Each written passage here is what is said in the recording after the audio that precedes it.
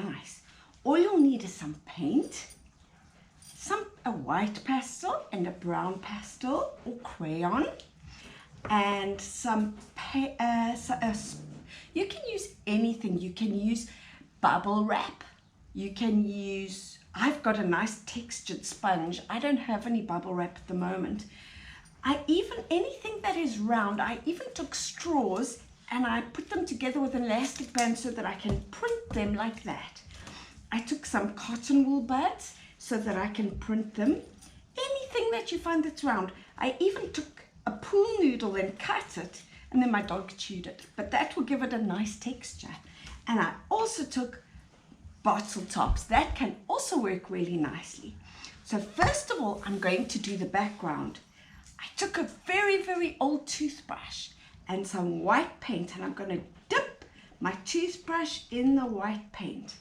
Then I'm going to just flick it from front to back. I pull my thumb from the front of the toothbrush to the back of the toothbrush to flick paint on to make some stars. It doesn't matter if they make blobs, it's absolutely fine. This will probably just wipe off anyway because this paint is very thin. But you just take the paintbrush, dip it in, and then from the front to the back, you just flick like that. If you can't do like that with your thumb from the front to the back, then you can just use two hands and you hold the paintbrush in this hand and you put your finger in the front and you pull that finger back. That can also work. So if you can't go from front to back with your thumb, then you can use this finger, your index finger. Remember, that's your index finger, and you can go from the front to the back and flick it. Don't flick it the other way because you'll flick yourself and then you'll be full of paint and that will be funny. So front to back, and you pull it and it will flick stars all over. I can just use my thumb, so I'm just going to go over it with my thumb and flick the whole paper full of paint. Doesn't matter if you get paint on your hands. Paint is easy to wash off, and you see paint, I can just rinse my fingers in the water and presto, the paint is gone. So don't worry if you get paint on your hands. That's what art's all about. Art's all about getting a little bit messy. So don't worry about that. Now, that's my starry sky. Now, I'm going to experiment with different things to see if I can make the top of a tree. So here is my sponge. This one's got all nice, if you feel it, it's rough and spiky. So I'm going to dip it in my green paint here. Dip it and then press it down. And then I'm going to just make a round circle for a tree. This paint is not so dark, so I'm just going to do it a few times. And I might make a few trees, a few treetops with that sponge. But if I haven't got a sponge like this, I can try it with something else like this pool noodle. So I'm going to dip that in. Dip that all around, make sure it gets everywhere on my pool noodle, and then I can make maybe another tree like that. See, that works as well. That also works.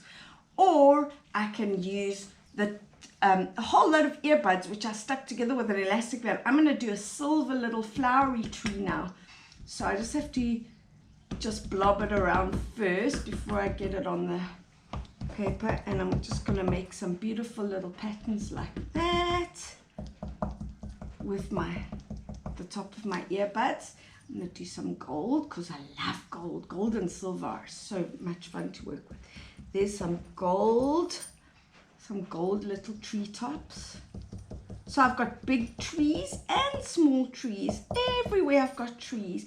In the background, trees will look smaller, and as you come to the front, trees will look bigger. So these green trees are in the front, and these little tiny trees are in the back. So I can use these as well, these straws which I found, which I'm going to just experiment with and see if they will work.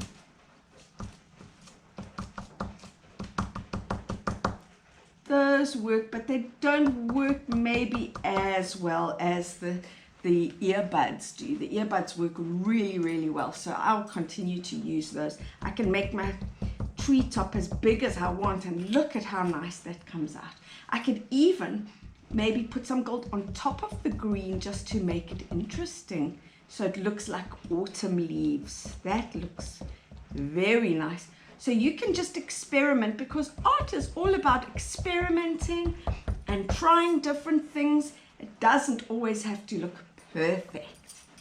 Now, I've done my painting part of this. So now I want to make the tree trunks, but I'm going to do white trunks. I'm going to do white tree trunks because the white stands out against the black, because if I do black ones, will I see it? I don't think I'll see it on black paper. So I'm going to take white and I'm going to make white long, white pastel. I'm going to make white tree trunks coming all the way down like that.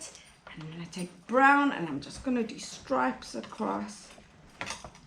So it just looks like tree trunks in the background. But let me make my tree a little bit bigger there. I want a big one, big tree there in the middle of my picture. I think they should be really a lot bigger. There you go. There. So now I can do this one, but this one is behind the gold one. So I'm just going to make this one. And I'm going to make this gold one as well. Just a thin little one. And this maybe will be a bit thicker because the tree trunk's thicker than the gold one. And now I'm going to make this one. And I'm going to do this little one. And that little one in the back, because that's far away. That's far away.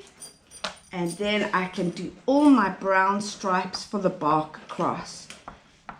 Like this. And then I've got a forest full of trees with a starry background in the back. So there is my picture with all my trees. I just tried different things. Remember, a sponge, a pool noodle, some earbuds, and straws didn't work so well, but you can try. Bubble wrap, if you cut it into a circle, it makes a lovely print, but you just experiment and you'll see it will turn out so wonderful. Have a lovely time with painting and enjoy messing. Have a nice day.